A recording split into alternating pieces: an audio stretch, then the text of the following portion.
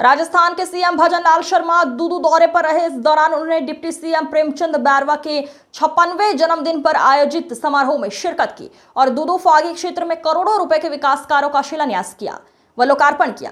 कार्यक्रम को संबोधित करते हुए मुख्यमंत्री भजनलाल ने लोगों को कहा कि वे वोकल फॉर लोकल को प्रोत्साहन देते हुए आने वाले त्योहार के सीजन में स्वदेशी उत्पादों को खरीदें। इससे स्थानीय कारीगरों को अधिक से अधिक रोजगार मिलेगा। प्रेमचंद बैरवा को जन्मदिन की दी शुभकामनाएं। मुख्यमंत्री भजनलाल शर्मा ने प्रेमचंद बैरवा को जन्मदिन की शुभकामनाएं दी और कहा कि कांग्रेस ने 5 साल में जितने काम किए हैं उतने काम भाजपा सरकार ने केवल 1.5 साल में पूरे कर दिखाए हैं।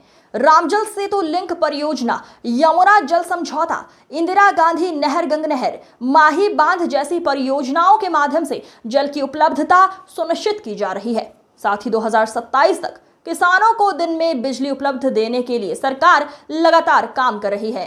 होगी इसके लिए एक पेड़ मां के नाम हमारा हरियाणा और राजस्थान चल रहा है। पिछली बार हमने 7 करोड़ पौधे लगाने का लक्ष्य लिया था, लेकिन हमने 7.5 करोड़ पौधे लगाए थे। इस बार हमने 10 करोड़ पौधे लगाने का लक्ष्य लिया। हमने 11 करोड़ से ज्यादा पौधे लगाए हैं। हमने कहा है 5 साल में 50 करोड़ पौधे लगा करके इस राजस्थान को हरा भरा राजस्थान बनाएंगे, हरियाणा राजस्थान बनाएंगे।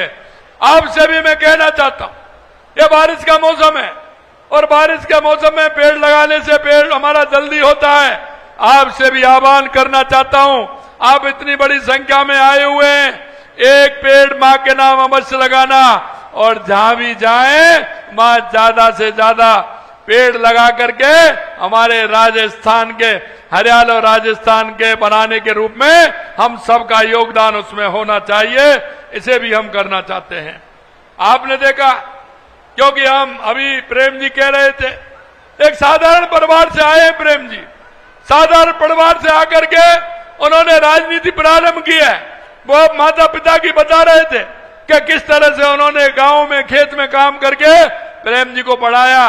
और मैं चौधरी चरण सिंह जी कहते थे कि जब तक उच्च पदों पर गांव, गरीब, किसान, मजदूर, गांव की पगडंडियों से निकला व्यक्ति जब तक ऊंचे आसन पर नहीं पहुंचेगा, जब तक हमारे देश का, प्रदेश का भला नहीं हो सकता। और मैं यही कहना चाहता हूं, उधर देश के यशस्वी प्रधानमंत्री नरेंद्र मोदी जी एक गरीब परिवार से निकल करके आज प्रधानमंत्री के रूप में पहुंचे हैं, लेकिन लोगों को पच नहीं रहा है।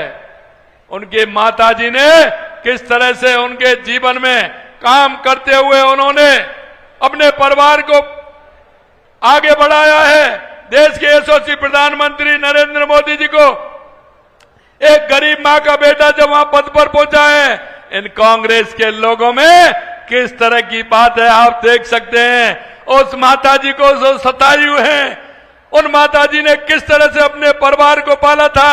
एक गरीब बेटा जब प्रधानमंत्री बनाए तो एनडी गठबंधन के और वो राष्ट्रीय जनता दल के लोगों ने किस तरह से टिप्पणी की है, जिस तरह से उनकी मां को गाली दी है, ये कांग्रेस की परंपरा रही है, ये कांग्रेस के डीएनए में है। और ये कांग्रेस के लोग किस तरह से बात करते हैं, मैं आपको इतना ही कहना चाहता हूं, ये कांग्रेस हमेरा भ्रष्टाचार की जननी है, तुष्टीकरण की जननी है, गरीबी से इनका कभी नाता नहीं रहा।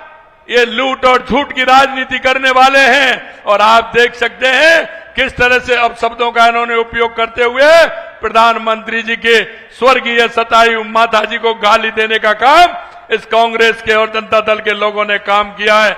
मैं इतना ही कहना चाहता हूं मेरे भाई और बहनों, ऐसे लोगों को हमेशा सबक सिखाना है।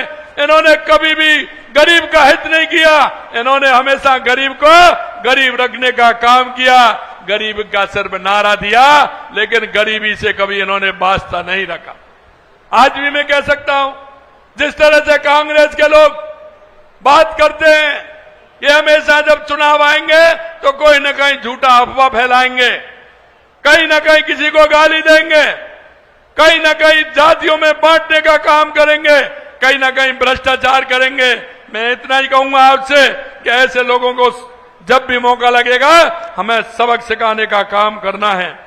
मैं इतना और कहना चाहता हूं, आज हमारी सरकार को 20 महीने हुए हैं, लेकिन जो जहां अभी आप देख रहे हैं जिस तरह से लोकार्पण हुआ है, आज कितना बड़ा दूदू विधानसभा के लिए लोकार्पण हुए हैं, कितना काम हुआ है। अगर मैं इसमें पढ़ूं तो आप कहोगे इतने काम हमारे दूदू क्षेत्र में हुए हैं। आज दूदू विधानसभा के जो सौगातें मिली हैं, 20 करोड़ रुपए से विद्यालयों को सुदृढ़ीकरण, सड़क निर्माण, मरम्मत, भवन निर्माण का काम हुआ है। 10.5 करोड़ रुपए की लागत से सामुदायिक भवन, स्वास्थ्य केंद्र, उप स्वास्थ्य केंद्र बनाए गए हैं। दूदू में 10 करोड़ रुपए की लागत से 30 बेड का आयुष चिकित्सालय की नींव रखी गई है। और यही नहीं मेरे भाई और बहनों, लगातार आप देख रहे हैं दूदू की जो मांग थी, हमारे माननीय प्रेमचंद जी बैरवा ने जो किया वो हमारी सरकार ने करके दिखाया। ये भी मैं आपसे कहना चाहता हूं, आने वाले समय में लगातार हमारी सरकार काम कर रही है।